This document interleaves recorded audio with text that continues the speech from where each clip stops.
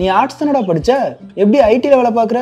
எந்த டிகிரினாலும் பரவாயில்லண்ணா. சென்னையில் இருக்க எஸ்எல்ஏ ஐடி ட்ரைனிங் இன்ஸ்டியூட் தான் நான் ட்ரைனிங் எடுத்தேன். மாதம் 30,000 சம்பாதிக்கிறேன். சூப்பர்டா. For IT training and placement contact 8870 67784.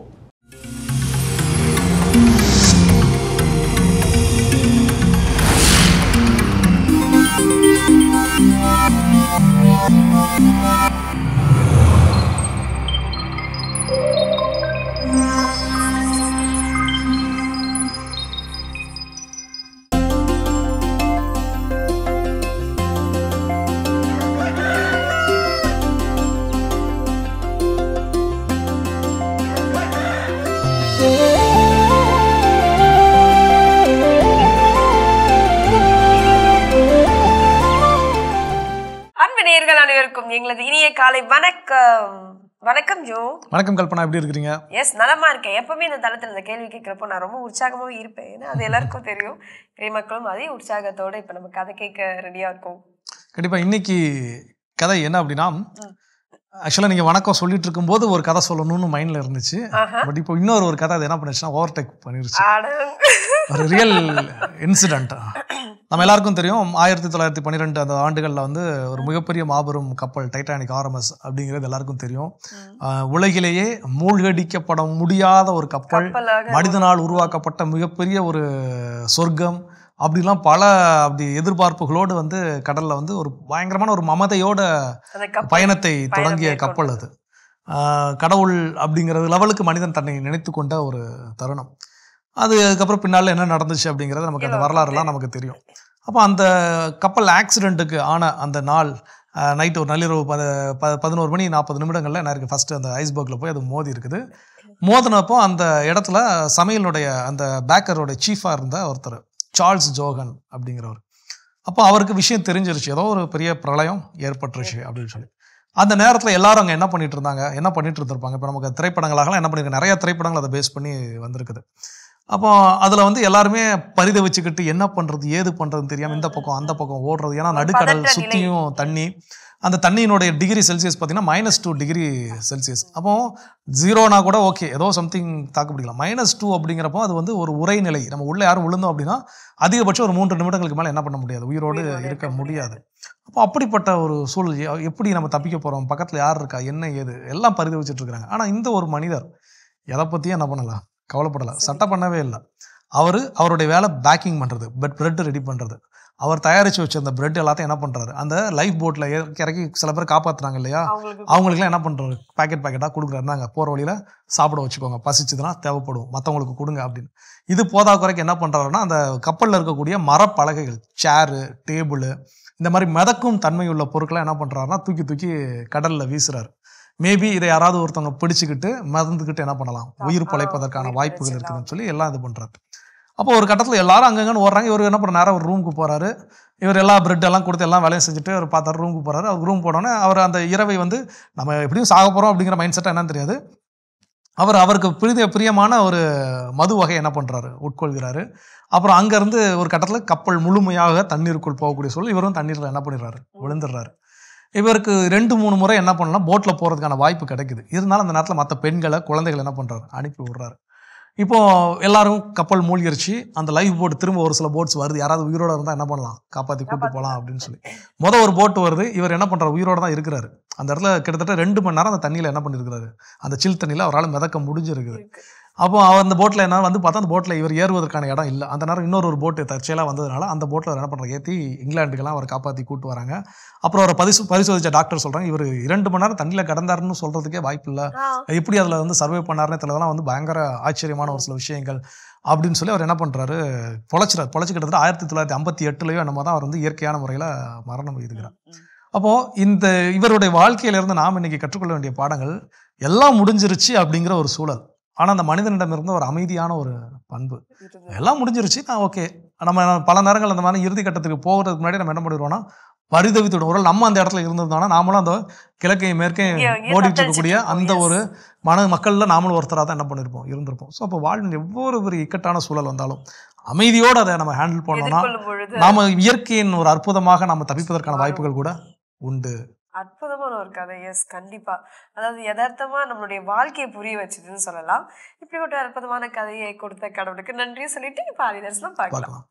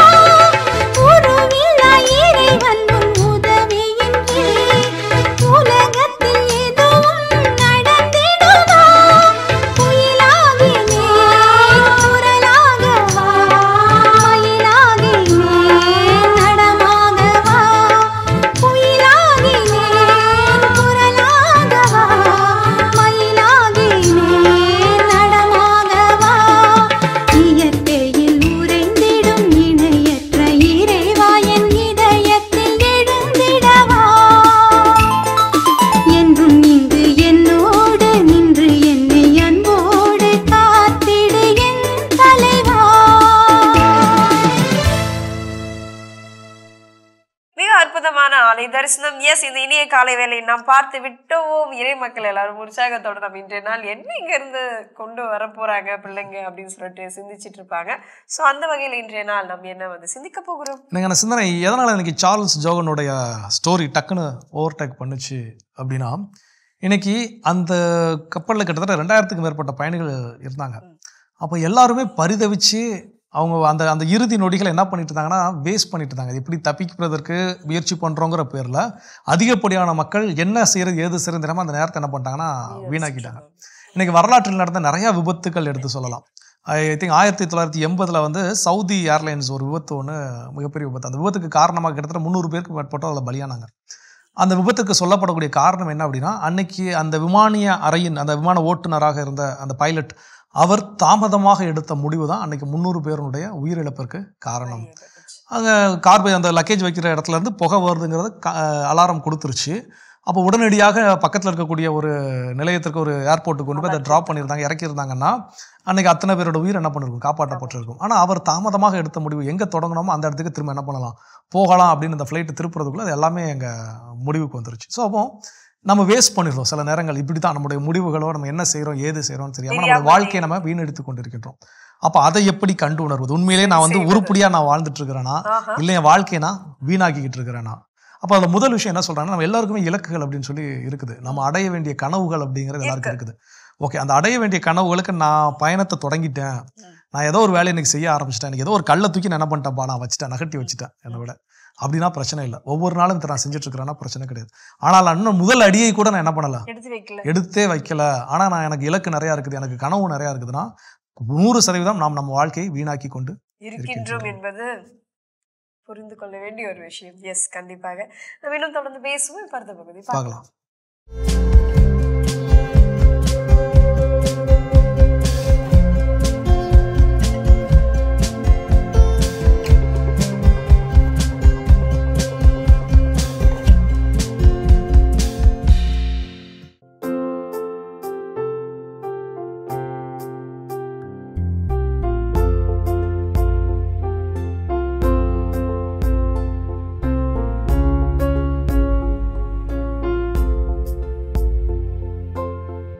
ஆண்டவரின் செயல்கள் உயர்ந்தவை,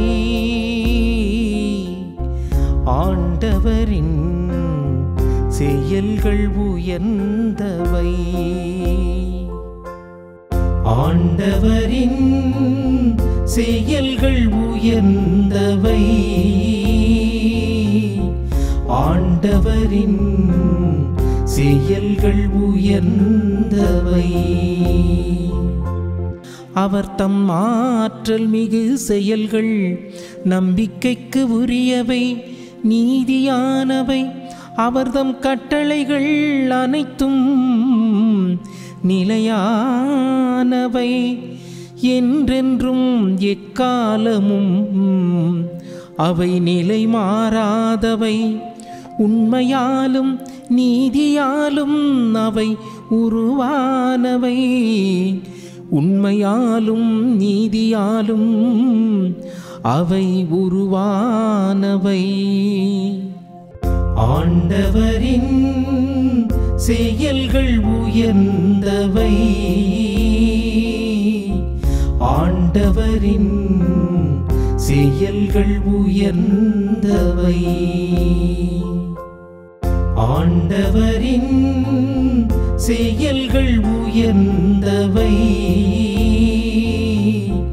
ஆண்டவரின் செயல்கள் உயர்ந்தவை. கிறிஸ்துவுக்குள் பிரியமானவர்களே, இன்றைய நாள் திருப்பாடல் 111 இறைவசனங்கள் 7 முதல் 10 முடியுள்ள இறை வார்த்தைகளை நாம் தியானிக்க போகிறோம். இன்றைய பதிலுரை பாடல் பல்லவியாக ஆண்டவருடைய செயல்கள் உயர்ந்தவை. இதோ குறிப்பாக ஆண்டவருடைய செயல்கள் மீது நாம் முதலில் நம்பிக்கை வைக்க வேண்டும் என்று முதல் 6 வசனங்களில் நாம் பார்த்தோம். இதோ இந்த திருப்பாடலுடைய 2வது பகுதியிலே திருப்பாடல் 111 இறைவசனங்கள் 7 இவ்வாறு சொல்லப்பட்டுள்ளது: ஆண்டவருடைய வல்லமை மிகு செயல்கள் நம்பிக்கைக்குரியவை. எவ்வளவு ஒரு அருமையான வார்த்தை! இதோ சாதாரண மனிதர்கள், குப்பைக்கும் புல்லுக்கும் சமமான நம்முடைய வாழ்க்கையை ஆண்டவர் தன்னுடைய வல்லமையினால் மிக உயர்வாக மாற்றுகிறார். மோயேசினுடைய வாழ்க்கையை நீங்கள் எடுத்து பாருங்கள். ஆண்டவரே எனக்கு திக்குவாய், என்னால் ஒன்றுமே பண்ண முடியாது. ராயப்பருடைய வாழ்க்கையை எடுத்து பாருங்கள். உம்முடைய பணி செய்ய எனக்கு தகுதியே இல்லை என்று நினைத்தவர், இதோ ஆண்டவர் தனது பணிக்காக அவருடைய வல்லமையினால் இந்த 2 நபர்களையுமே பயன்படுத்த ஆரம்பிக்கிறார். இது ஒரு சின்ன ஒரு உதாரணம். ஆண்டவருடைய செயல்கள் அனைத்தையும் நம்பிக்கைக்குரியவதாக இருப்பதனால் நம்முடைய ஆற்றலில் அல்ல, ஆண்டவருடைய செயல்களின் மீது, அதுவும் வல்லமையுள்ள உயிருள்ள செயல்களின் மீது நாம் நம்பிக்கை வைக்க வேண்டும். அவருடைய கட்டளைகள் அனைத்தையும் நிலையானவையாக இருக்கும்.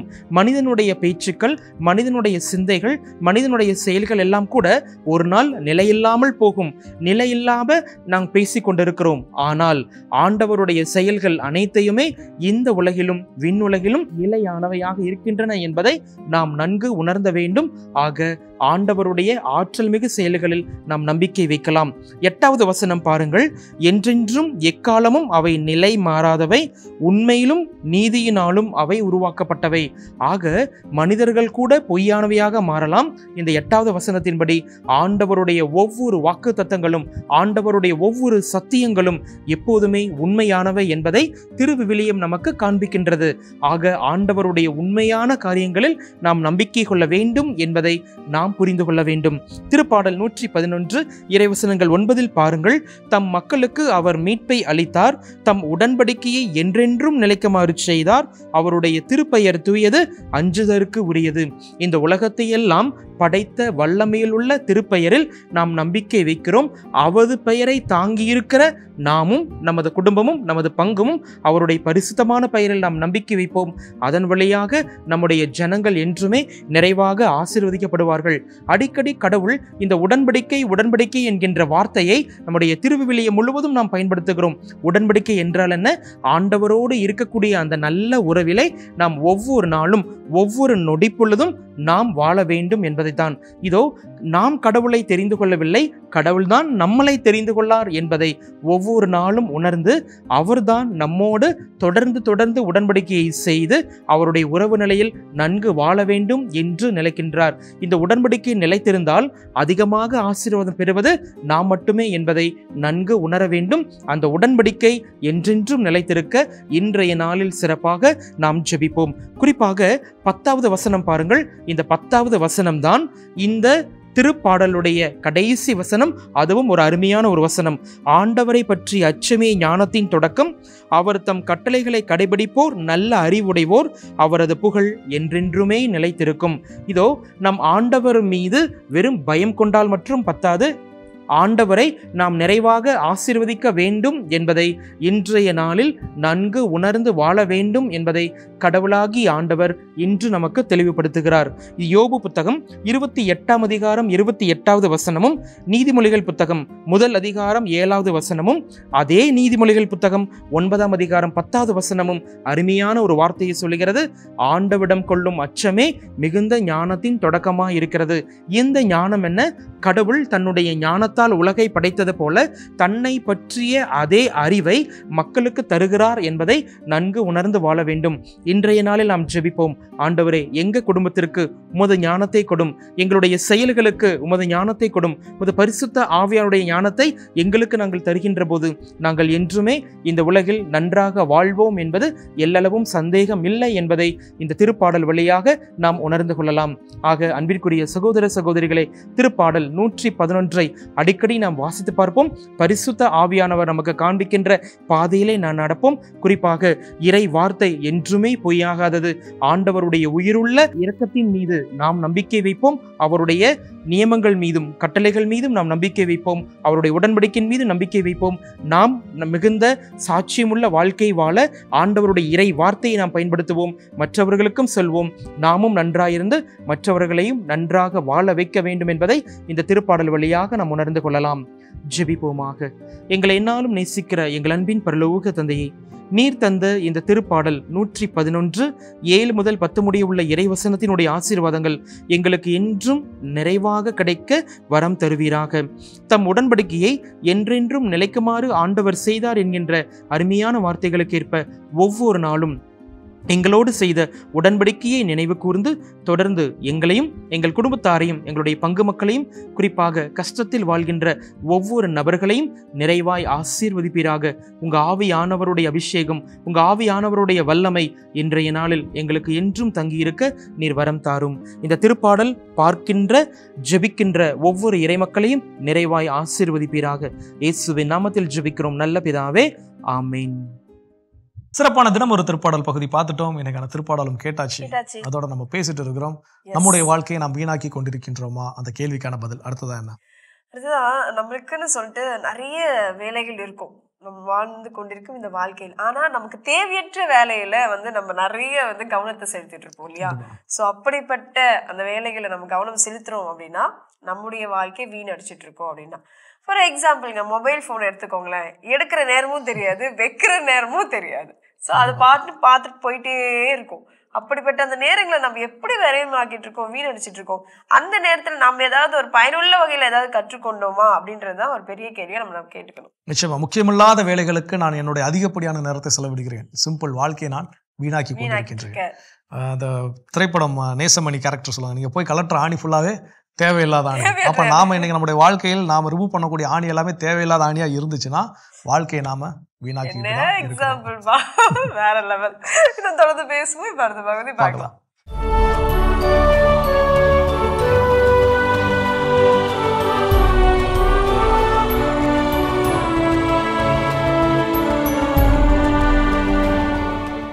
செப்டம்பர் 18 புனித ஜோசப் குப்பெர்டினோ. இத்தாலி நாட்டில் நேபிள்ஸ் அருகிலுள்ள குப்பெர்டினோ பகுதியில் வாழ்ந்த ஜோசப் ஃபெலிசே தெசா பிரான்செஸ்கா பனாரா பெற்றோருக்கு கிபி 1603ஆம் ஆண்டு ஜூன் 17ஆம் நாள் பிறந்தார் ஜோசப். ஏழை தச்சு தொழிலாளியான இவரது தந்தை ஜோசப் கருவில் இருக்கும் போதே இறந்துவிட மாட்டுத் தொழுவத்தில் பிறந்தார் ஜோசப். அறிவுத்திறனிலும் ஞாபகத்திறனிலும் குன்றியிருந்த ஜோசப் தன் சிறுவயது முதல் இறை காட்சிகளைக் கண்டு பரவச நிலையினை அடையும் வரம் பெற்றிருந்தார். தம் பள்ளித் தோழர்களால் திறந்த வாயன் என்று கேலி செய்யப்பட்ட ஜோசப் தொடர்ந்து பரவச நிலையினை அடைந்ததால் பள்ளியிலிருந்து வெளியேற்றப்பட்டார். தன் 17வது வயதில் கப்புச்சின் சபையில் பொதுநிலை சகோதரராக சேர்ந்த ஜோசப் பரவச நிலையில் தொடர்ந்து இருந்ததால் அங்கிருந்து அனுப்பி வைக்கப்பட்டார். குருத்துவ வாழ்விற்காக ஆண்டவரிடம் அனுதினமும் ஜெபித்த ஜோசப் பிரான்சிஸ்கன் துறவு மடத்தில் சேர்ந்து கிபி 1628ஆம் ஆண்டு மார்ச் 28ஆம் நாள் குருவாக அருட்பொழிவு பெற்றார். பரவச நிலையினை அடைகின்ற வரமும் தரையிலிருந்து மேலெழும்பி காற்றில் நிற்கின்ற வரமும் பெற்றிருந்த அருட்தந்தை ஜோசப் ஆண்டிற்கு 7 முறை 40 நாட்கள் நோன்பிருந்து ஜெபித்தார். திருத்தந்தை 7ஆம் அலெக்சாண்டரினால் ஒசிமோவில் இருந்த மடத்திற்கு அனுப்பி வைக்கப்பட்ட அருட்தந்தை ஜோசப் கிபி 1663ஆம் ஆண்டு செப்டம்பர் 18ஆம் நாள் விண்ணகமடைந்தார். பரவச நிலையினை அடைவதால் 35 ஆண்டுகள் தனியறையில் வாழ்ந்து ஆண்டவரிடம் உருக்கமோடு ஜெபித்த அருட்தந்தை ஜோசப்பினை திருத்தந்தை 13ஆம் கிளெமென் கிபி 1767ஆம் ஆண்டு புனிதராக உயர்த்தி மனம் பேதலித்தவர்களுக்கு பாதுகாவலராக அறிவித்தார். புனித ஜோசப் குப்பெர்டினோ திருவிழாவினை கொண்டாடுகின்ற நாம் மனநோயினால் துன்புறுவோருக்காகவும் அந்நோயிலிருந்து அவர்கள் விடுதலை பெறுவதற்காகவும் ஜெபிப்போம். மிக சிறப்பான அற்புதமான இன்றைய புனிதர் பகுதி நம்ம பார்த்துட்டோம். இன்றைய நாள் நம்ம பேசிட்டு இருக்கோம், நம்மளுடைய வாழ்க்கையை வந்து வீணடிச்சிட்டு இருக்கோமா, வீணடிக்காம இருக்கோமா, அதை பயனுள்ள வகையில பயன்படுத்திட்டு இருக்கோமா அப்படின்றத அந்த வகையில் அடுத்ததா என்ன சொல்லணும்? ஸோ அடுத்ததாக என்னன்னா, எல்லாருக்குமே குறைகள் அப்படிங்கிறது இருக்கதான் செய்யுது. அதாவது நம்மில் இருக்கக்கூடிய குறைகள், நாம் காணக்கூடிய குறைகள் அப்படின்னு இருக்குது. இப்போ நம்மில் இருக்கக்கூடிய குறைகளை நாம களைவது நம்ம கையில் இருக்குது. நாம காணக்கூடிய குறைகளை மேபி சில விஷயத்தை நம்ம என்ன பண்ணலாம், சரி செய்யலாம். இப்போ இந்த இடம் குப்பையா இருக்கு அப்படின்னு நம்ம குறை சொல்வதுக்கு பதிலாக அந்த குப்பையை கிளீன் பண்ணுறதுக்கு நமக்கு முடியும். அப்போ நான் அதை கிளீன் பண்ணவே இல்லை, ஆனால் நான் என்ன பண்ணிட்டு இருக்கிறேன், தொடர்ந்து குறை சொல்லிட்டு இருக்கிறேன். எனக்கு நேரமே இல்லை, சரியில்லை, எனக்கு வந்து யாரு எனக்கு உதவி செய்யறதுக்கு ஆளே இல்லை, ஏதோ ஒரு குறைகள் நான் என்ன பண்ணிட்டே இருக்கிறேன், என்னை குறித்து நான் சொல்லிக்கொண்டே இருக்கிறேன். அந்த குறைகளை சரி செய்வதற்கான வழி என்ன, அதை பத்தி நான் யோசிக்கிறது இல்லை, அதை நான் செய்யறதும் இல்லை, எனக்கு குறை சொல்றது மட்டும்தான் வேலையாவே இருக்குது அப்படின்னா நான் என் வாழ்க்கையை வீணாக்கி கொண்டிருக்கிறேன் அப்படின்றது நம்ம வந்து ஊர்ஜனப்படுத்த வேண்டியதா. இன்னும் நம்ம தொடர்ந்து பேசுவோம். பார்த்து பார்க்கலாம்.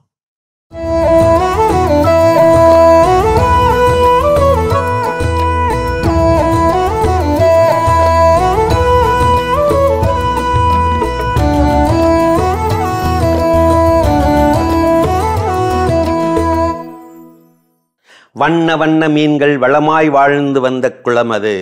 அந்த குசி நிறைந்த மீன் குஞ்சுகளுக்கு கரையோரம் போய் ஓடி பிடித்து விளையாடுவது, துள்ளி குதித்து குதியாட்டம் போடுவது மிகவும் பிடிக்கும். அப்படி ஒரு நாள் ஓடியாடி விளையாடி கொண்டிருந்த போது கரையோரத்தில் ஒதுங்கி புழுக்களை பிடித்து தின்று கொண்டிருந்தது காகம் ஒன்று. காகத்தை கண்டதும் ஒரே கிண்டல் இந்த மீன் குஞ்சுகளுக்கு. அடியே அங்க பாடுறி, ஒருத்தன் கருகருன்னு இருக்கான், அவன் மூக்கப்பாடுறி, என்னடி இப்படி இருக்குது.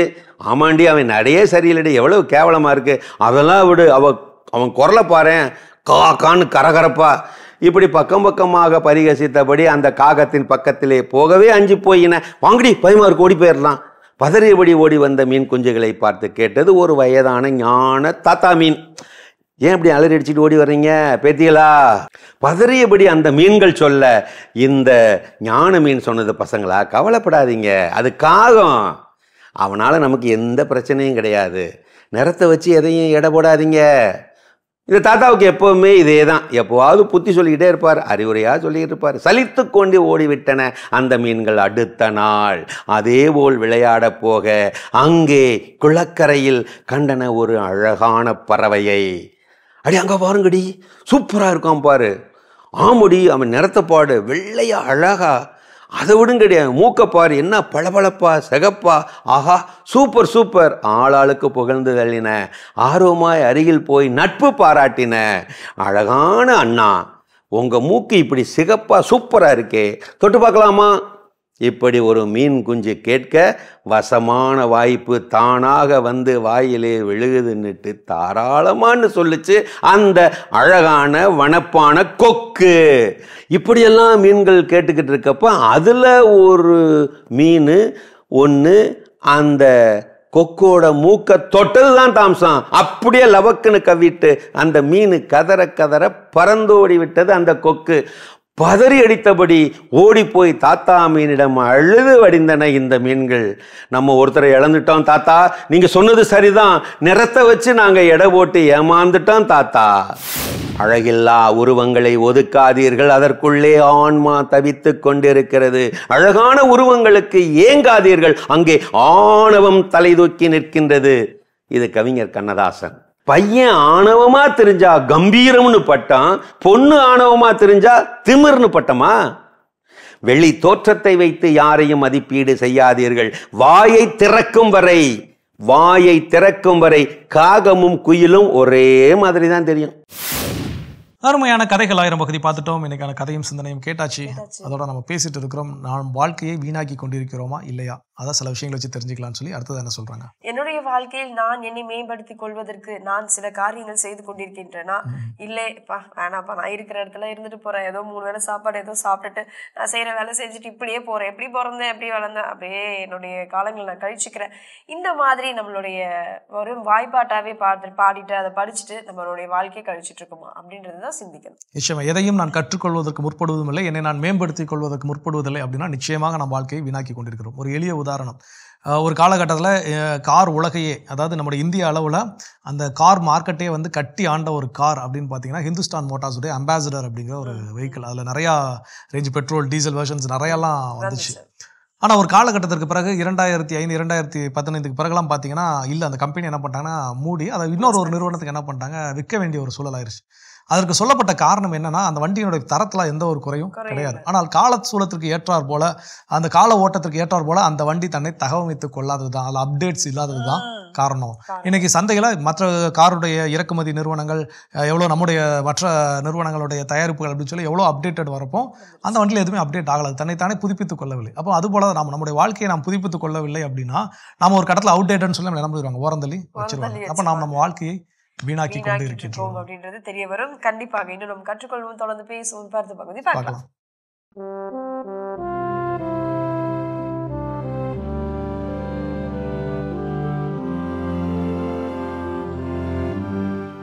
அன்புக்குரியவர்களே, ஆண்டவர் இயேசுவின் இனிய திருப்பெயரில் உங்களை அன்போடு வாழ்த்துகின்றேன். இயேசுவின் ஆளுமை என்னும் தொடரில் இயேசுவுடைய பெயரின் சிறப்புகளை பற்றி நான் உங்களோடு பகிர்ந்து கொண்டு வருகின்றேன். இன்று இயேசுவின் பெயர் நலம் தருகிறது, இயேசுவின் பெயர் வலுவூட்டுகிறது என்னும் செய்தியை திருத்தூதர் பணிகள் நூலிலிருந்து உங்களோடு பகிர்ந்து கொள்ள விரும்புகின்றேன். திருத்தூதர் பணிகள் நூல் 3ஆம் அதிகாரத்தில் ஒரு வியப்பான நிகழ்வு பதிவு செய்யப்பட்டிருக்கிறது. பிறவியிலேயே கால் ஊனமுற்ற ஒரு மனிதர், அவரை எருசலேம் கோவில் முன்பாக பேதுருவும் யோவானும் சந்திக்கின்றார்கள். அவர் உதவி கேட்கிறார். அப்போ திருத்துதர் பணிகள் 3:6 நாம் வாசிக்கிறோம். நாசிரேத்து இயேசு கிறிஸ்துவின் பெயரால் எழுந்து நடந்திடும் என்று கூறி அவரை வலக்கையால் பற்றி பிடித்து தூக்கிவிட்டார். அவர் உடனே குதித்து எழுகின்றார். இதுதான் ஒரு முதலாக பெந்தகோஸ்தே பெருவிழாவுக்கு பிறகு நடைபெறுகிற ஒரு வியத்தகு செயல். பிறவியிலேயே கால் ஊனமற்றிருந்த ஒரு மனிதர் குதித்து எழுகின்றார். எப்படி? இயேசுவின் பெயரால், நாசிரேத்து இயேசு கிறிஸ்துவின் பெயரால் எழுந்து நடந்திடும். பிறகு இந்த செய்தியை பற்றி விசாரணை நடைபெறுகிறது. அப்பொழுது அவர் சொல்கிறார், திருத்துதர் பணிகள் 3:16 சாலமோன் மண்டபத்தில் பேதுரு பேசும்போது சொல்கிறாரு, இதோ உங்கள் கண்முன் நிற்கிற இவர் உங்களுக்கு தெரிந்தவர், இயேசுவின் பெயரே இவருக்கு வலுவூட்டியது, அவர் பெயர் மீது கொண்டிருந்த நம்பிக்கையால் தான் இது நடந்தது. ஆகவே இயேசுடைய பெயர் மீது ஒரு நம்பிக்கை, அது ஒரு வியப்பான செய்தி. இந்த மனிதருக்கு இயேசு யாருமே அநேகமாக தெரிந்திருக்காது. ஆனால் பேதுருவுக்கும் யோவானுக்கும் தெரியும். அவர்களுடைய நம்பிக்கை தான். பேதுரும் யோவானும் இயேசு கிறிஸ்துவுடைய பெயரில் நம்பிக்கை கொண்டார்கள். இந்த பெயரே அவருக்கு வலுவூட்டும், அவரை எழுந்து நடக்க செய்யும் என்று அவர்கள் நம்பினார்கள். அந்த நம்பிக்கையை அவர் துணிந்து சொல்கிறார். நாசிரேத்து இயேசு கிறிஸ்துவின் பெயரால் எழுந்து நடந்திடும். அவரும் குதித்து எழுந்து நடக்கிறார். ஆகவே இந்த பெயரே, இயேசுவின் பெயரே இவருக்கு வலுவூட்டியது. இயேசுவின் பெயரில் கொண்டிருந்த நம்பிக்கையால் தான் இது நடந்தது. ஆம் அன்புக்குரியவர்களே, உங்களுக்கும் எனக்கும் இந்த இயேசுவின் பெயரில் நம்பிக்கை இருக்கிறதா? இயேசுவின் பெயரை நாம் நம்பிக்கையோடு பயன்படுத்துகிறோமா? ஒருவேளை இயேசுவின் பெயரை நாம் அடிக்கடி பயன்படுத்தலாம், ஆனால் நம்பிக்கையோடு பயன்படுத்த வேண்டும். அப்போது அது நமக்கு நலம் தரும், வலிமை தரும், நம்மை குதித்தெழுந்து நடக்க செய்யும். அத்தகைய வல்லமை மிக்க இயேசுவின் பெயரை நாம் மாண்போடும் மதிப்போடும் போற்றி பெருமைப்படுத்துவோமாக. உங்களுக்கு அமைதி உரித்தாகுக. மிக சிறப்பான இயேசுவின் ஆளுமைகள் பகுதி நம்ம பார்த்துட்டோம். ஜோ, எஸ், இன்றைய நாள் நம்மளுடைய வாழ்க்கையை வீணடிச்சிட்டு இருக்கோமா, இல்லை வீணடிக்காம நம்மளுடைய வாழ்க்கையை வாழ்ந்துட்டு இருக்கோமா அப்படின்னு சொல்லிட்டு சில தெளிவுகளுக்குள்ளதான் நம்ம பேசிட்டு இருக்கோம். அடுத்தது என்னன்னா, நம்ம வாழ்க்கை அப்படிங்கிறது ஒரு பயணம் அப்படிங்கிறது எல்லாருமே மறந்துட்டோம். யாருக்குமே இது ஒரு பயணம் அப்படிங்கிற அந்த மைண்ட் செட்டே கிடையாது. இந்த பயணம் அப்படிங்கிறது என்னன்னா, தொடர்ச்சியாக போய்கிட்டே இருக்கும். இது ஒரு டெஸ்டினேஷன் போய் சேர்ந்த உடனே இது முடிஞ்சிருச்சு அப்படிங்கிறதெல்லாம் கிடையாது. அப்போ இது மறந்ததுனால நம்ம என்ன பண்ணுறோம்னா, நமக்கு ஒரு கம்ஃபர்ட் ஜோன் நம்ம என்ன பண்ணிக்கிறோம், கிரியேட் பண்ணிக்கிறோம். எனக்கு வந்து ஒரு 6 டிஜிட் சேலரியில் ஒரு வேலை, இந்த நிறுவனத்தில் எனக்கு ஒரு வீடு, எனக்கு ஒரு கார், எனக்கு இருந்தால் எனக்கு லைஃப் போதும், அவ்வளோதான். நான் திரும்ப காலையில் எந்திக்க போகிறேன், பல் தேய்க்க போகிறேன், குளிக்க போகிறேன், கிளம்ப போகிறேன், ஆஃபீஸ் போகிறேன், வேலைக்கு போகிறேன், வரேன், வீக்கெண்டில் வீட்டிலேருந்து வெளியே போகிறேன், வரேன், சொந்தக்காரங்க கல்யாணத்துக்கு போகிறேன், வரேன். இதுதான் என் லைஃப்பில். ஏதாவது புதிதாக நடந்திருக்கிறதா, நான் புதிதாக ஏதாவது எக்ஸ்ப்ளோர் பண்ணியிருக்கிறேன்னா, புதிய அனுபவங்களை நான் பெற்றுக்கொண்டேன்னு கேட்டால் ஒன்றும் கிடையாது. நாளைக்கு நான் செத்து போனதுக்கப்புறம் ஒரு நல்லா இருந்தால் ஒரு 2-3 வருஷத்துக்கு என்ன பண்ணுவாங்க, என்ன நினச்சி 2-3 வருஷத்துக்கு அழுகிறது ரொம்ப ஜாஸ்தி. நல்லா இருந்தால் ஒரு 3 நாள் இல்லை, அதை புதைச்சிட்டு வர வரைக்கும் தான் என்ன பண்ணுவாங்க, அழுவாங்க. அதுக்கு மேலே ஒன்றும் கிடையாது. அவங்க வேலையை பார்த்துட்டு போயிடுவாங்க. அப்புறம் ஆண்டுக்கு ஒரு தடவை என்ன பண்ணுவாங்க, நினச்சி பார்ப்பாங்க. 2 தடவை நினச்சி பார்ப்பாங்க. ஒன்று நம்ம இறந்த நாளாக இருக்கும், இன்னொன்று வந்து கலர் வைக்கிற நாளாக இருக்கும். இல்லை சொல்கிறேன். அப்போது இந்த ஒரு சூழலில் நான் என்னுடைய வாழ்க்கையில் நான் என்னுடைய கம்ஃபர்ட் ஜோனை உடைக்கிறதுக்கு நான் முற்படவே இல்லை. நான் ஒரு புதிய வாழ்க்கை, நான் ஒரு சாதனை வாழ்க்கை. இன்னைக்கு வந்து சிலர் இறந்தும் இரவாப்புகளோடு இருக்கிறாங்க அப்படின்னா, அவங்க அந்த கம்ஃபர்ட் ஜோனை உடைச்சிட்டு வந்தவங்க. இன்னைக்கு நேதாஜி சுபாஷ் சந்திர போஸை பற்றி இந்திய விடுதலை போர் அப்படின்னு அவர் வந்து டக்குன்னு மைண்டில் நிற்கிறாருன்னா காரணம் என்னன்னா, சுகபோக வாழ்க்கை. அவர் வந்து சரியான வசதியான குடும்பத்தினர். அந்த காலகட்டத்திலே வெளிநாட்டிற்கு போய் படிப்பதற்கான வாய்ப்பு இருக்கக்கூடிய ஒரு வசதி வாய்ப்பு இருந்த ஒரு குடும்பம். அப்போது வீட்டில் யாரும் என்ன பண்ணல, அவர் அலோவ் பண்ணலை. அவர் போய் வீட்டில் சுதந்திர போராட்டத்தில் ஈடுபட போகிறங்கிறப்போ அவனுக்கு இதுக்காக நாங்கள் கஷ்டப்பட்டு படிக்க அனுப்பணும், ஒழுங்காக வேலையை பாருன்னு சொல்லி அவரை வீட்டுக்குள்ளே என்ன பண்ணாங்க, வீட்டு சிறையில் அடைச்சி வச்சவங்க. நைட்டு சொல்லிக்காம கொள்ளாமல் என்ன பண்ணார், வீட்டை விட்டு வெளியே வர்றாரு. கம்ஃபர்ட் இருந்துகிட்டே போயிருக்கலாமே, ஏன் அவர் வந்து வெளியே வரணும்? எல்லா நல்ல அப்பா அம்மா இருந்தாங்க, நல்ல கூட பிறந்த உடன்பிறப்பு இருந்துச்சு, நல்ல படிப்பு இருந்துச்சு, நல்ல வசதி வாய்ப்பு இருந்துச்சு. நாடு அடிமையாக இருந்தாலும் அவர் அடிமையாக இருக்கணுங்கிற தேவை இல்லை, அவருக்கு தேவையான விஷயம்லாம் கிடச்சிது. அப்புறம் அந்த கம்ஃபர்ட் ஜோனை உடச்சிட்டு வந்தார். ஸோ அப்போ நம்ம அந்த கம்ஃபர்ட் ஜோனை என்னைக்கு உடச்சிட்டு வரோமோ அப்போது நம்மளுடைய வாழ்க்கை மீனிங்ஃபுல்லாக இருக்கும். எஸ், கண்டிப்பா தொடர்ந்து பேசுவோம் ஒரு சின்ன பிரேக்குக்கு அப்புறம். நிச்சயமா.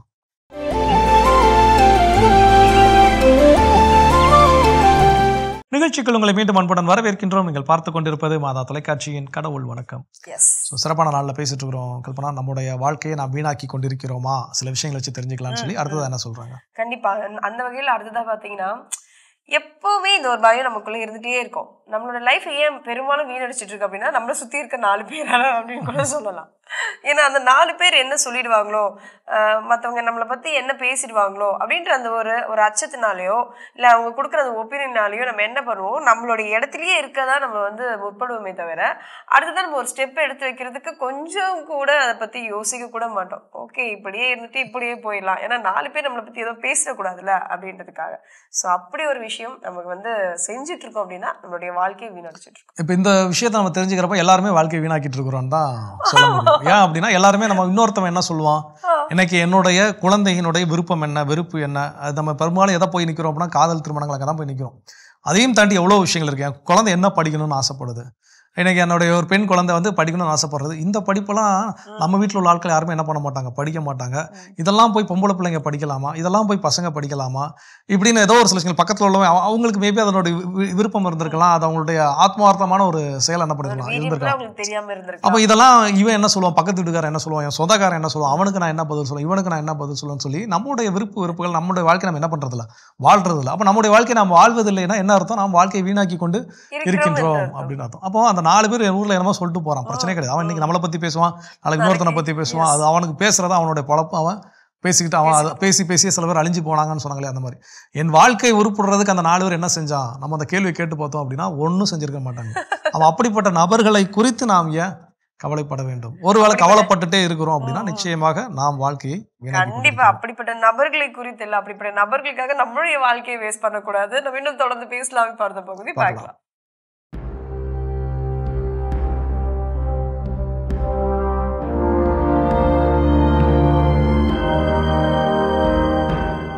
மாதா தொலைக்காட்சி நண்பர்களே, உங்கள் அனைவருக்கும் வாழ்த்துக்கள்.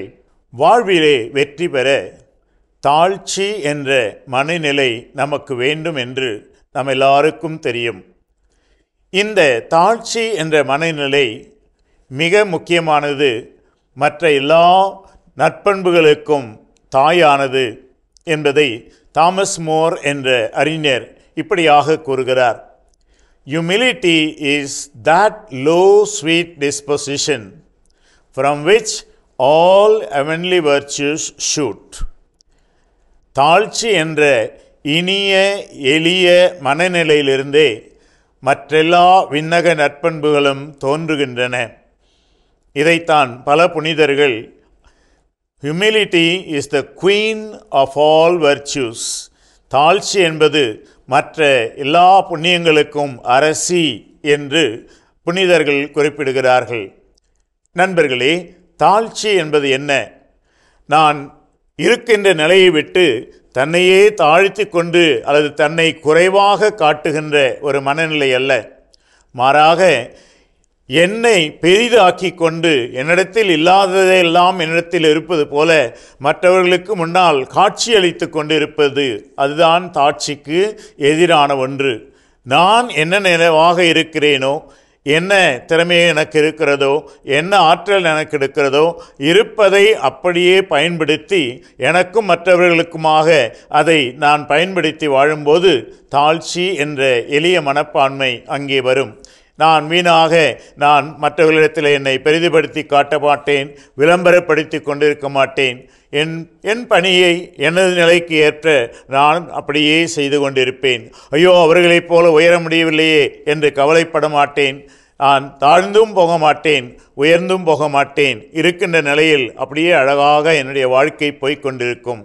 எனவே தாழ்ச்சி என்ற இந்த எளிய மனநிலையிலிருந்து தான் மற்ற எல்லா நற்பண்புகளும் தோன்றுகின்றன என்பதை உணர்ந்தவர்களாக தாழ்ச்சியுள்ள மனிதர்களாக வாழ்வோம், வாழ்விலே ஏற்றம் பெறுவோம்.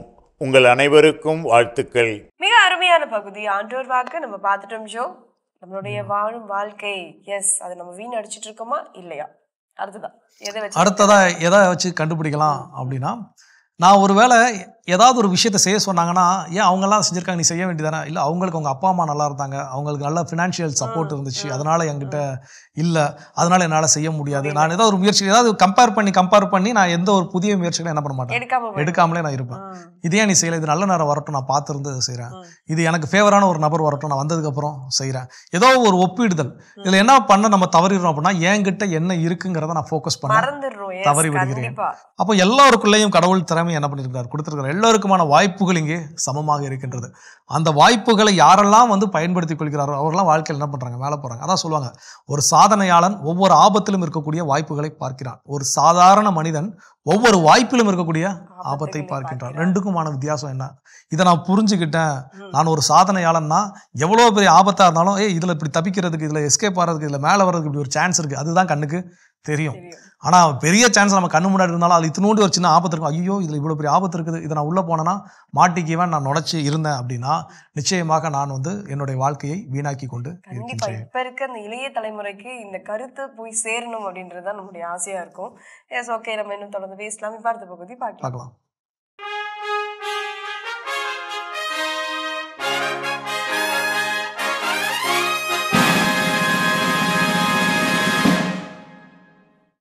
மாதா தொலைக்காட்சி நேயர்கள் அனைவருக்கும் அன்பின் வணக்கம். இந்தியராகிய நாம் என்ற இந்த தொலைத்தொடரில் என்னோடு இணைந்திருக்கிறவங்களை அன்போடு வரவேற்கிறேன். இந்த நாள் உங்களுக்கு இனிய நாளாக இருக்கவும் வாழ்த்துகிறேன்.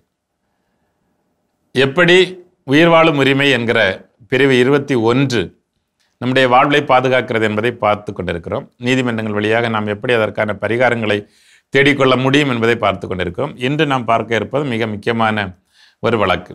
இது நிறைய பேர் நம்ம கடன் வாங்கியிருப்போம், இல்லை கடன் கொடுத்துருப்போம். ஸோ நம்ம எல்லாருக்கும் அது பொருந்தும். ஒரு கடனாளியை பற்றிய ஒரு வழக்கு.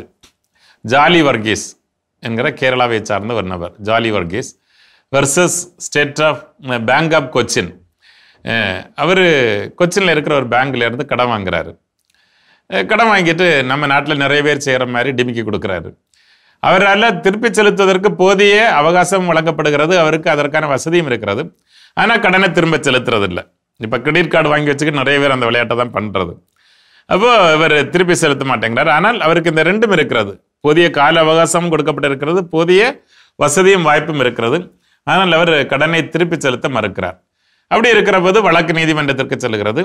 அவரை தீர்ப்பு கடனாளி என்று சொல்லுகிறார்கள். அதாவது ஜட்ஜ்மெண்ட் டெட்டார் என்று கோர்ட்டு அவரை அறிவிக்கிறது. அவரிடமிருந்து பணத்தை வசூலிப்பதற்கான ஏற்பாடுகளை செய்ய சொல்லுகிறது. அப்போது அவர் அதற்கு மறுக்கிற பொழுது, அப்படி மறுக்கிற நபரை, ஜட்ஜ்மெண்ட் டெட்டார் என்று இருக்கிற ஒரு நபரை உரிமையியல் சிறையில் அடைப்பதற்கு நீதிமன்றம் ஆணையிடுகிறது. அப்போது அதனால் நம்முடைய கடன் நம்ம கொடுத்துருந்தோம் அப்படின்னு சொன்னால், நம்முடைய வந்து கடன் வாங்கியிருந்தாங்கன்னு சொன்னால், அவர்கள் மீது நாம் வழக்கு தொடுத்து நாம் கண்டிப்பாக இந்த உரிமையியல் நீதிமன்றத்தில் அவரை சிறையில் அடைப்பதற்கான, சிறையில் அடைச்சதுனால ஒன்றும் அவர் திரும்ப செலுத்த வேண்டாம்னு வந்துடாது. திரும்ப கண்டிப்பாக செலுத்தி தான் ஆகணும். சிறைக்கு போனாலும் கடனை திரும்ப செலுத்தி ஆகணும். அந்த உரிமையியல் சிபிசி செக்ஷன் சிவில் ப்ரொசீஜர் கோடில் 56, 58, 59 இவை அதை பற்றி மிக தெளிவாக விளக்கம் சொல்லுகின்றன. எனவே கடன் பெற்றுக்கொண்டவர்கள் ஒரு பொழுதும் தப்பித்து விட முடியாது. ஏதாவது ஒரு காலகட்டத்தில் இல்லைன்னா பெரிய அளவில் கடன் வாங்கினா ஒருவேளை வெளிநாட்டுக்கு தப்பிச்சு போயிடலாம், அல்லது இந்த நாட்டுக்குள்ளாடியும் பல லட்சக்கணக்கான கோடிக்கணக்கான கடன் வாங்கியவர்களுடைய கடன்கள் எல்லாம் தள்ளுபடி செய்யப்படுகின்றன. அப்படி ஒரு வேளை முடியுமா இருக்கும். ஆனால் அதுக்கு அரசு மனசு வைக்கணும். பட் மற்றபடி கடன் நாம் வாங்கினால் அதை திருப்பி செலுத்த வேண்டியது நம்முடைய கடமை. அப்படி செலுத்தாத பட்சத்தில் நீதிமன்றத்திற்கு செல்கிற பொழுது நாம் ஜட்ஜ்மெண்ட் டெட்டார் ஆகிறோம், கடனாளி ஆகிறோம். தீர்ப்பு கடனாளியாக இருக்கிற பொழுதும் நாம் கண்டிப்பாக தீர்ப்பை அமுல்படுத்துவது வரையிலும் நாம் சிறையில் அடைக்கப்பட நேரிடும் என்பதை நீதிமன்றங்கள் தெளிவுபடுத்தி இருக்கின்றன. எனவே வாழ்வில் நம்ம நம்பி கொடுத்த கடனை திரும்ப நம்ம வாங்க முடியலைன்னா நம்ம எவ்வளோ கஷ்டப்படுவோம், எவ்வளோ பாடுபடுவோம். அப்போ அந்த துயரத்திலிருந்தும் நம்முடைய வாழ்வை பாதுகாப்பதற்காக நீதிமன்றம் இப்படிப்பட்ட ஒரு சிறப்பான ஒரு செயல்முறையை வகுத்து வைத்திருக்கிறது என்பது நமக்கு உண்மையிலேயே மகிழ்ச்சி தருகிற ஒரு செய்தி. ஸோ அப்படி ஒருத்தன் தப்பு செய்தவன் தண்ணி குடிச்சே ஆகணும் அப்படின்னு சொல்கிற மாதிரி கடன் வாங்கியவன் கண்டிப்பாக கடனை திருப்பி செலுத்தியே ஆக வேண்டும். இல்லைன்னா திருவிலியன் சொல்கிற மாதிரி அவன் கடனை திருப்பி செலுத்துவது வரையிலும் சிறையில் அடைக்கப்பட்டு அங்கே அடிபடுவான்னு சொல்லியிருக்கு பைபிளில், இயேசு சொல்கிற ஒரு ஓமையில். அதே போலத்தான் இதுவும். எனவே கடன் பெற்றவர்கள் ஒட்டுமொத்தமாக வாய்ப்பில்லை அப்படின்னு சொன்னால் அதுக்கு சொல்லுவாங்கல்ல மஞ்சள் கடதாசி நோட்டீஸ் கொடுன்னு சொல்லிட்டு, இன்சால்வன்சி ப்ராசஸ் அப்படின்னு ஒன்று இருக்குது. அவர் நான் ஒரு இன்சால்வெண்ட் ஆகிட்டேன் அப்படின்னு சொன்னால் என்னால் ஒரு இனிமேல் திருப்பி செலுத்த முடியாது, பாப்பர் சூட் அப்படின்னு சொல்லுவோம். நான் பாப்பர் ஆகிட்டேன், என்கிட்ட எந்த சொத்தும் எந்த வருமானம் எந்த வழியும் இல்லை, எனவே என்னை ஒரு இன்சால்வெண்ட்டாக அறிவிக்க வேண்டும், நொடிந்து போன நிலையினர் என அறிவிக்க வேண்டும் அப்படின்னு கோர்ட்டில் ஒரு பெட்டிஷன் போட்டு அது வாங்கிட்டாங்கன்னா அவங்க கடன்லேருந்து தப்பிச்சுக்கலாம். அதை நான் சொல்லி தரதுனால எல்லாரும் இன்சால்வெண்ட் பெட்டிஷன் போட போகாதீங்க தயவு செய்து. கடன் வாங்கினா ஒழுங்கு மரியாதையாக கொடுக்கணும்னு உங்களை அன்போட கேட்டுக்கிறேன். ஏன்னா கொடுத்தவர்களும் கண்டிப்பாக அந்த நம்பிக்கையில் தான் கொடுத்திருப்பார்கள். அப்படி இல்லை என்றால் சட்டம் நம்மை தண்டிக்கும் என்பதையும் பிரிவு 21 நமக்கு தெளிவாக கற்றுத்தருகிறது. இந்த நாள் இனிய நாளாக இருக்க வாழ்த்துகிறேன். நன்றி, வணக்கம். அருமையான இந்தியராகிய நாம் பகுதி பார்த்துட்டோம். அதோட இன்னைக்கு நம்ம பேசிட்டு இருக்கிறோம் கடவுள் வணக்கம் நிகழ்ச்சியில். நம்முடைய வாழ்க்கையை நாம் வீணாக்கி கொண்டிருக்கிறோமா கேள்விக்கான பதில்கள். அடுத்தது என்ன சொல்றாங்க? நம்முடைய வாழ்க்கையில நேர்மறை ஆற்றல் எதிர்மறை ஆற்றல் அப்படின்னு சொல்லிட்டு 2 வகை இருக்கு. அந்த நேர்மறை ஆற்றல் பாத்தீங்கன்னா நேர்மையான மனிதர்களோடு நல்ல மனிதர்களோடு பழகும் பொழுது அது நம்மளுக்கு கிடைக்கும்.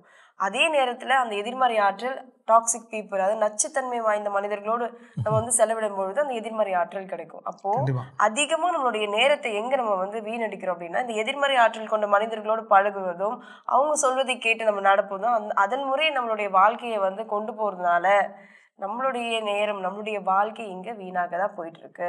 கண்டிப்பாக ஒரு பழைய நிகழ்ச்சி, தொலைக்காட்சி நிகழ்ச்சி, அதில் இருவேறு குழுக்கள், last benches and first benches versus அப்படின்னு சொல்லி ஒரு ப்ரோக்ராம் பார்க்க நேர்ந்தது.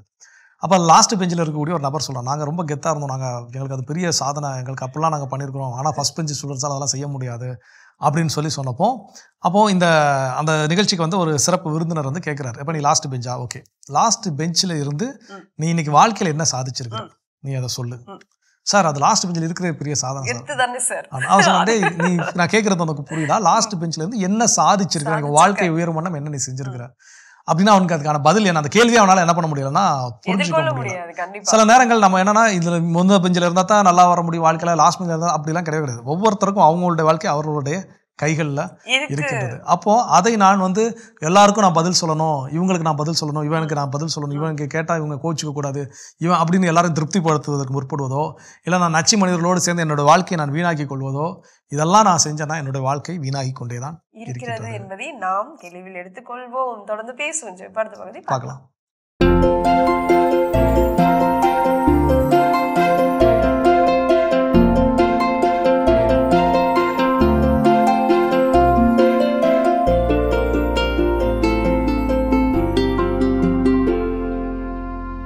அனைவருக்கும் வணக்கம். இன்றைய பதிவில் நம்ம பார்க்க போகிற விஷயம் என்னென்னா, சின்ன வெங்காயம் சாகுபடியில் இப்போ நீங்கள் நடவு பண்ணியிருக்கக்கூடிய பெரும்பாலான இடங்களில் இலைகளில் பழுப்பு இலை தொங்கிக்கிட்டு இருக்க மாதிரி ஒரு அமைப்பு இருந்ததுன்னா நீங்கள் என்ன செய்யணும்?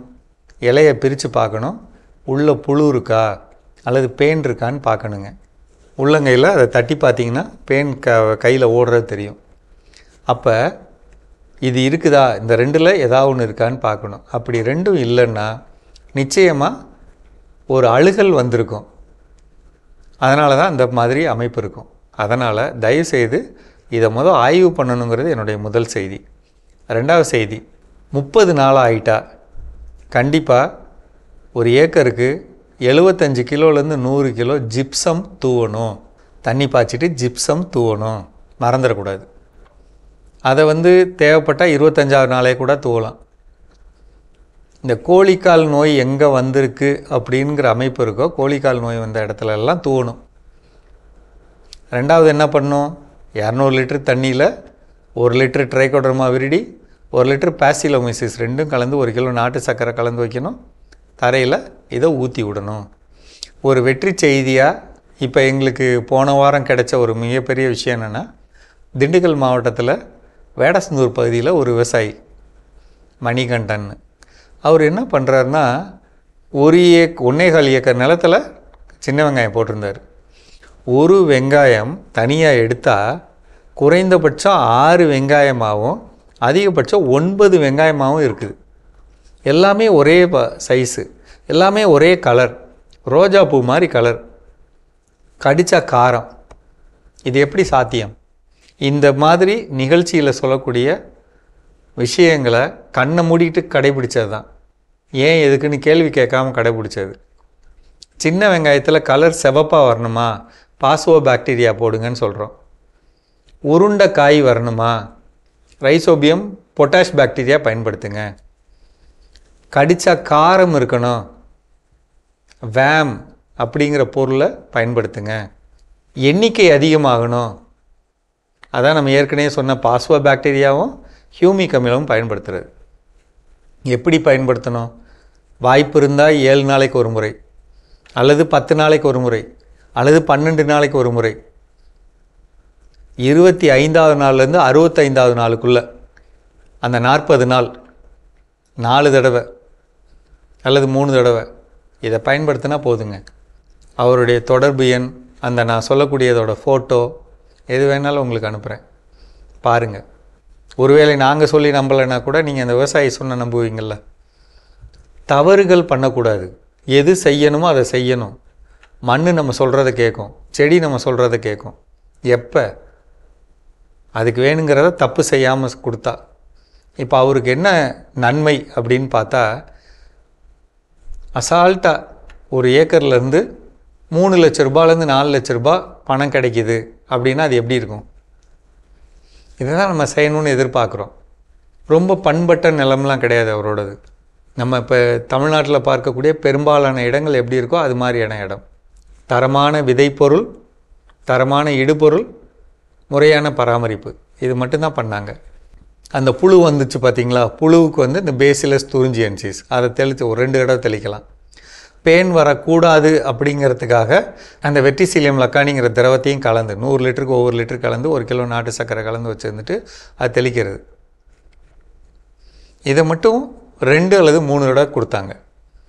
மற்றபடி எல்லாமே ரொட்டீன். நம்ம எருக்கு இலை கரைசல் கொடுக்கறது, நம்ம நார்மல் பொருள்களை கொடுக்கறது, இவ்வளோ தான். இதை செய்யும்போது நமக்கு நிச்சய வெற்றி கிடைக்குங்க. செஞ்சு பாருங்கள். எதுவும் வந்து உங்களுக்கு விளக்கங்கள் வேணும்னா கீழே கொடுத்துருக்க நம்பரில் பேசுங்க, நான் சொல்கிறேன். சரிங்களா? மீண்டும் சந்திப்போம். மிக சிறப்பான பகுதி உழவும் உயர்வும் நம்ம பார்த்துட்டோம். எஸ், இன்றைய நாள் நம்முடைய வாழும் வாழ்க்கையை வீணடிச்சிட்டு இருக்குமா இல்லையா, அதற்கான அறிகுறிகள், அடையாளங்கள், எப்படி அதை கண்டுபிடிப்பது அடுத்ததாக. ஸோ அடுத்தது என்னன்னா, நம்ம யோசித்து பார்க்கணும், இன்னைக்கு என்னுடைய நேரத்தை நான் சரிவர என்னால் பயன்படுத்த முடிகிறதா. Very simple. நான் காலைல 4 மணிக்கு எந்திக்கணும்னு நினச்சேன், என்னால் 4 மணிக்கு எழுந்துக்க முடியலன்னா லைஃப் வீணாக்குறோன்னு தான் அர்த்தம், வேற ஒன்றும் கிடையாது. அதுபோல் என்னால் இந்த வேலையை இத்தனை நாளைக்குள்ளே இந்த நேரத்துக்குள்ளே நான் முடிக்கணும் அப்படிங்கிறத நான் ஒரு டார்கெட் ஃபிக்ஸ் பண்ணியிருக்கிறேன். முடிச்சிட்டேன்னா பிரச்சனை இல்லை, லைஃப் உருப்படியாக போயிட்டு இருக்கணும். முடிக்க முடியலை அப்படின்னா வாழ்க்கையை வீணாக்கி கொண்டிருக்கிறது. நம்ம ஒவ்வொரு நாளும் யோசித்து பாருங்க, ஒவ்வொரு நாளும் 24 மணி நேரங்கள் நமக்கு கொடுக்கப்பட்டிருக்கிறது. அதில் குறைஞ்சது 8 மணி நேரத்தை என்ன பண்ணணும், தூங்கி நம்ம கழிச்சிடணும். ரிமைனிங் இருக்கக்கூடிய 16 மணி நேரத்தில் ஒவ்வொரு மணி நேரம் 1 மணி நேரம் பார்த்தீங்கன்னா ஒரு 3 மணி நேரம் சாப்பிட்றதுல என்ன ஆயிருது, போயிடுது. ரிமைனிங் இருக்கக்கூடிய ஒரு 13 மணி நேரம். அந்த 13 மணி நேரத்தில் நான் எப்படி என்னுடைய வாழ்க்கைக்கு தேவைக்கேற்றார் வண்ணம் நான் வடிவமைத்துக் கொள்கிறேன், செலவு பண்ணுறேன். அந்த நேரத்தை நான் போதுமானதாக நான் பயன்படுத்திக் கொள்கிறேனா. சரி, நமக்கு எல்லாருக்கும் தெரியும் ஒரு வேலையை 1 மணி நேரத்தில் முடிக்க முடியும் இந்த வேலையை அப்படின்னா நம்ம அது 1 மணி நேரத்தில் முடிச்சாகணும். ஆனால் அதை நான் 2-3 நாள் என்ன பண்ணுறேன், எடுத்துட்டு நான் போயிட்டு இருக்கிறேன் அப்படின்னா என்னோட வாழ்க்கை நேரத்தை எனக்கு என்ன பண்ண தெரியல, சரிவர பயன்படுத்த தெரியல. எவர் ஒருவருக்கு வாழ்வின் நேரத்தை சரிவர பயன்படுத்த தெரியவில்லையோ அவரால் வாழ்க்கையில் எந்த ஒரு சாதனையும் செய்ய முடியாது. அப்போ வாழ்க்கை வீணாகத்தான் சென்று கொண்டிருக்கும். டைம் மேனேஜ்மெண்ட்ன்றது ரொம்ப முக்கியம் அப்படின்னு நம்ம வாழும் வாழ்க்கைக்கு அப்படின்றத தெரிஞ்சுக்கிட்டோம். நம்ம இன்னும் தொடர்ந்து பேசும் இப்போ அடுத்த பகுதி பார்க்கலாம்.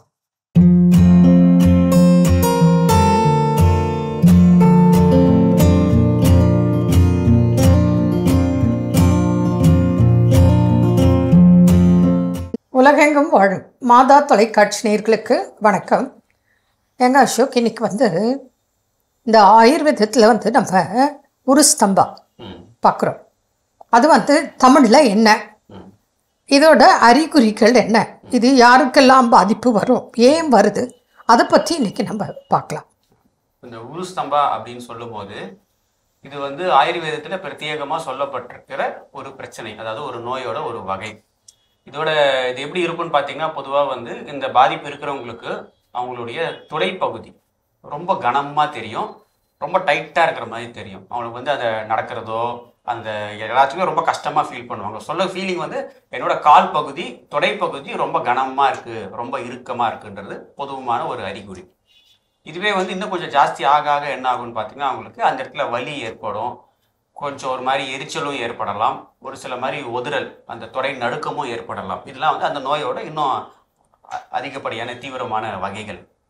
இது பார்த்தீங்கன்னா பொதுவாக வந்து எல்லாருக்குமே பெரும்பாலும் இந்த நோய் இருக்காது, கொஞ்சம் ரேர் தான். பட் இருக்கிறவங்களுக்கு இந்த பிரச்சனை யாருக்கு இருக்கோ அவங்களுக்கு நம்ம சொல்றது வந்து கரெக்டாக அவங்களுக்கு புரியும். அதாவது ஏன்னா இது வந்து ஒரு குறிப்பிட்ட ஒரு வகைப்படுத்தப்பட்ட வியாதி அப்படின்றது இல்லாததுனால சாதாரணமாக அந்த மாதிரி பிரச்சனை இருக்கிற வெளியே சொன்னாங்கனாலும் அது ஒன்றும் இல்லைப்பா, சும்மா தானேப்பா, நீ லைட்டாக வாக்கிங் போ, சும்மா ஏதாவது லைட்டாக மூட்டு வலி தைலம் போட்டுக்கோ, இல்லை ஒரு பெயின் கில்லர் போட்டுக்குவாங்க, அப்படியே போயிட்டே இருப்பாங்க. பட் அது பிரச்சனை வந்து யாரையும் அதுல இது சரி ஆகாது, இருந்துட்டே தான் இருக்கும் அவங்களுக்கு. அதாவது நீங்க சொல்றத பார்த்தா ஒரு மனிதன் இப்போ நம்ம கிட்ட வர்ற பேஷண்ட் நம்ம சொல்றோம், உதாரணத்துக்கு அவங்களுக்கு எப்படி இருக்குன்னு அவங்க சொல்றாங்கன்னா ஃபீல் பண்றாங்கன்னா, நார்மலா ஒரு பர்சன் இருக்காங்க, அவங்களோட வெயிட் வந்து ஒரு 60 கிலோ இருக்காங்க. ஆனால் அவங்களுக்கு ஃபீல் எப்படி இருக்குன்னா ஒரு 150 கிலோ ஒரு 120 கிலோ எடை வெயிட் கூட்டின மாதிரி ஒரு ஃபீல். ஆனால் அதே 60 தான் இருக்கிறாங்க. ஆனால் அவங்களுக்கு எப்படி சிரமம் இருக்குன்னா அப்படியே ஃபுல் வெயிட் அவங்களுக்கு இருக்கிற மாதிரி ஒரு ஃபீல்.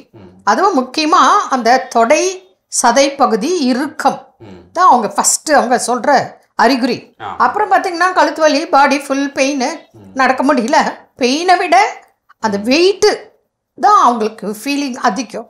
அப்படி நம்ம பார்க்கும்போது இது வந்து வாதமும் கபமும் அதிகமானதுனால வரக்கூடிய நோயின்னு சொல்லிட்டு நம்ம ஆயுஷ் மருத்துவத்தில் கண்டுபிடிச்சி சொல்லியிருக்காங்க. இப்போ இதுக்கு ட்ரீட்மெண்ட் என்ன, எந்த அளவுக்கு அவங்களுக்கு குணப்படுத்தலாம்? பொதுவாக எப்படின்னு பார்த்தீங்கன்னா இந்த வலி அப்படின்னாலே வாதம்னு நினச்சிக்கிட்டு அந்த வாதத்தை குறைக்கிறதுக்கான ட்ரீட்மெண்ட் சாதாரணமாக எல்லாரும் செய்வாங்க, ஒரு எண்ணெய் போடுறதோ தைலம் தடவுறதோ அது மாதிரி. ஆனால் இந்த நோயோட பிரத்யேகம் என்ன அப்படின்னு பார்த்தீங்கன்னா, நீங்கள் வந்து இதுக்கு அந்த எண்ணெயோ தைலமோ அது மாதிரி ஏதாவது போட்டால் வலி இன்னும் ஜாஸ்தி ஆகும். ஏன்னா கபம் ப்ளஸ் வாதம் சேர்ந்து இருக்குது. இங்கே வந்து என்ன ட்ரீட்மெண்ட்டே எப்படி போகும் அப்படின்னு பார்த்தீங்கன்னா, முதல்ல வந்து அந்த கபத்தை நம்ம குறைக்கணும். அதுக்கு வந்து சாதாரணமாக பார்த்தீங்கன்னா உடற்பயிற்சி செய்யறது சாதாரணமாக ஒரு நல்ல விஷயம் எல்லாருக்குமே. இங்கே பிரச்சனை என்னன்னு பார்த்தீங்கன்னா, பேஷண்ட்டுக்கே வந்து துடை பகுதி தான் அவருக்கு வந்து கனமா இருக்கு, அதை நடக்கிறதுக்கோ ஏதாவது எந்த வேலை செய்யறது கஷ்டமா இருக்கு. அவர் உடற்பயிற்சி செய்வாரு. ஆமா, வாக்கிங் பண்ணாலும் எனக்கு ரொம்ப கஷ்டமா இருக்குங்க, பண்ணாலும் வலி ஜாஸ்தி ஆகுது அப்படின்னு பண்ண மாட்டாங்க, முடியாது, கஷ்டப்படுவாங்க. அப்ப அதுக்கு ஆயுர்வேதத்தில் என்ன சொல்லியிருக்காங்கன்னு பார்த்தீங்கன்னா, அப்பவே சொல்லியிருக்காங்க இந்த மாதிரி பிரச்சனை இருக்கிறவங்களுக்கு வந்து ஸ்விம்மிங், நீச்சல் ஒரு அருமையான ஒரு உடற்பயிற்சி அப்படின்றது. இதுல பாத்தீங்கன்னா நம்ம நார்மல் எக்ஸசைஸுக்கும் ஸ்விம்மிங்க்கும் நிறைய வித்தியாசம் இருக்கு. ஏன்னா நீங்க தண்ணிக்குள்ள இருக்கும்போது என்ன ஆகுது, உங்க ஃபுல் பாடி வெயிட் வந்து காலுக்கு போகாது, உங்களுக்கே தெரியாது, நீங்க மைனஸ் பண்ணிடுறீங்க.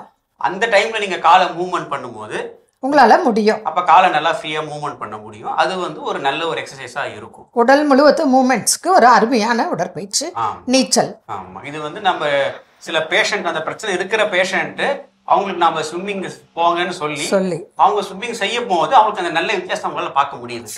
சாதாரணமா நடந்தா எனக்கு கஷ்டமா இருக்கு, எது இம்ப்ரூவ்மெண்ட்டும் தெரியல, பட் ஸ்விம்மிங் பண்ணா எனக்கு ரொம்ப நல்லா இம்ப்ரூவ்மெண்ட் தெரியுது அப்படின்னு சொல்லுவாங்க.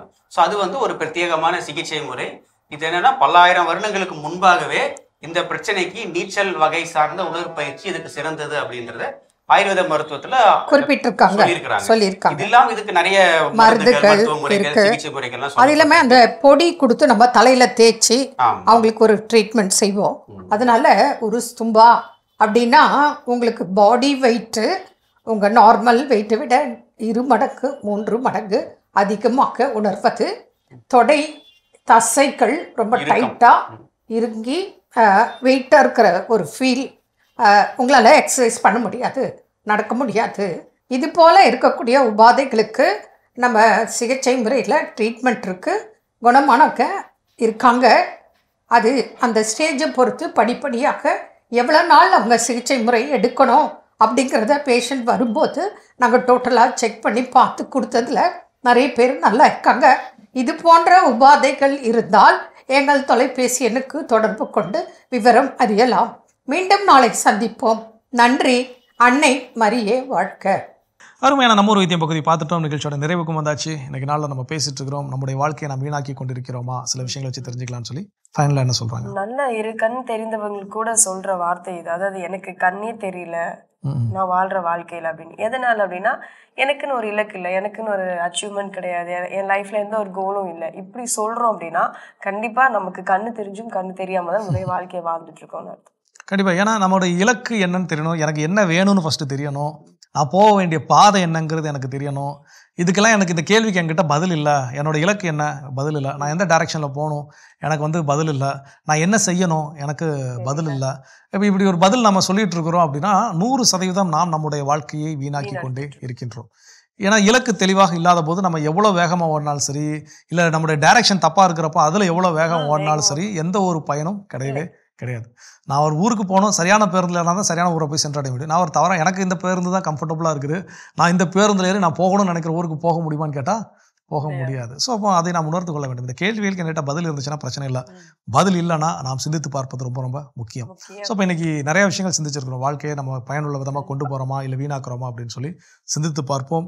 இதில் ஒருவேளை தவறு செஞ்சோன்னா அந்த தவறை இப்போதே திருத்திக்கிட்டோம் அப்படின்னா எப்போவுமே நம்ம ஒரு விஷயத்தை செய்வதற்கு எல்லாம் காலம் கடந்து விட்டது அப்படின்னு ஒன்று கிடையவே கிடையாது. இன்றைக்கி சாதித்த பல சாதனையாளர்கள் அவருடைய வாழ்க்கையில் பாதி காலங்களை வாழ்ந்து விட்ட பிறகு தான் என்ன பண்ணியிருக்கிறாங்க, அவ்வளோ பெரிய சாதனைகளை என்ன பண்ணியிருக்கிறாங்க, செஞ்சுருக்கிறாங்க.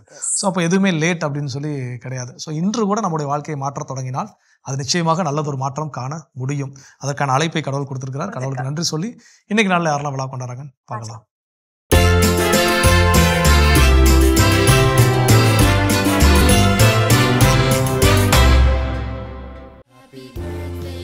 ஜெர்மனியில் வசிக்கும் பீட்டர் இமானுவேல் இன்று தனது பிறந்த நாளினை கொண்டாடுகிறார். இவரை வாழ்த்துபவர்கள் மனைவி பெர்லின் ஆண்டோனிட்டா, மகன், மகள்கள், மருமகன், மருமகள், பேரப்பிள்ளைகள், குடும்பத்தினர், உறவினர்கள் மற்றும் நண்பர்கள். ஜான்சி ஆண்டோ ஜோபி இன்று தனது 2ஆம் ஆண்டு பிறந்த நாளினை கொண்டாடுகிறார். இவரை வாழ்த்துபவர்கள் அப்பா ராஜேஷ், அம்மா அபிஷா, தாத்தாக்கள் சவுந்தரராஜன், சிலுவை முத்து, பாட்டி அந்தோணி அம்மாள், அத்தை சுதா, குடும்பத்தினர், உறவினர்கள் மற்றும் நண்பர்கள். ரெஜிஸ் ஜோ ஆண்டோ இன்று தனது பிறந்த நாளினை கொண்டாடுகிறார். இவரை வாழ்த்துபவர்கள் அம்மா, அப்பா, தாத்தாக்கள், பாட்டிகள், சித்திகள், சிந்தியா, அபூர்வா, சகோதரர்கள் ஆண்டோ, யோஹன், கிறிஸ், டேனியல், நிபின், மாமா, அத்தை, குடும்பத்தினர், உறவினர்கள் மற்றும் நண்பர்கள். கிரேட்டா அட்லின் இன்று தனது பிறந்த நாளினை கொண்டாடுகிறார். இவரை வாழ்த்துபவர்கள் அப்பா, அம்மா, கொள்ளுப்பாட்டி, தாத்தாக்கள், அம்மம்மாக்கள், சித்தப்பா, சித்தி, ஞான பெற்றோர், குடும்பத்தினர், உறவினர்கள் மற்றும் நண்பர்கள். இன்று விழா காணும் உங்கள் அனைவருக்கும் இறைவன் தரக்கூடிய அன்பான பரிசு திருப்பாடல் 121:7. ஆண்டவர் உம்மை எல்லா தீமை நின்றும் பாதுகாப்பார், அவர் உயிரை காத்திடுவார். இந்த இறையாசையோடு நீங்கள் வாழ நாங்கள் ஜெபிக்கிறோம். அன்பானவர்களை, காலத்தை வீணாக்குவதை நிறுத்துவோம், செயல்படுவோம், வெற்றி காண்போம் என்ற இந்த சிந்தனையோடு இன்றைய கடவுள் வணக்கம் நிகழ்ச்சியை நாங்கள் நிறைவு செய்கிறோம். இந்த நாளும் இனிய நாளாக அமைய மாதா தொலைக்காட்சியின் வாழ்த்துக்களும் ஜெபங்களும். மீண்டும் உங்கள் அனைவரையும் கடவுள் வணக்கம் நிகழ்ச்சியில் சந்திக்கும் வரை உங்களிடமிருந்து விடைபெறுகிறேன். இயேசுவுக்கே புகழ், மரியே வாழ்க. நீ ஆர்ட்ஸ் தானடா படிச்ச, எப்படி ஐடில வேலை பார்க்குற? எந்த டிகிரினாலும் பரவாயில்லண்ணா. சென்னையில் இருக்க எஸ்எல்ஏ ஐடி ட்ரைனிங் இன்ஸ்டியூட் தான் நான் ட்ரைனிங் எடுத்தேன். மாதம் 30,000 சம்பாதிக்கிறேன். சூப்பர்டா. For IT training and placement, contact 8870767784.